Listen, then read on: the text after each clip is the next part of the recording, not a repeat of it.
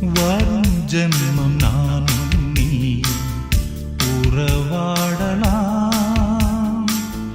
வளையாடும் கைகள் தொட்டு விளையாடலாம்.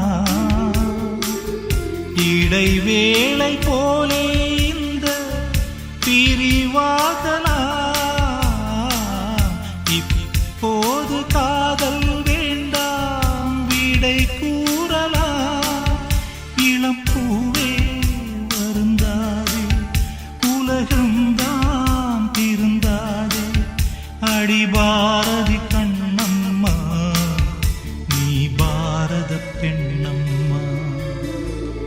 பூங்காற்றே பூங்காற்றே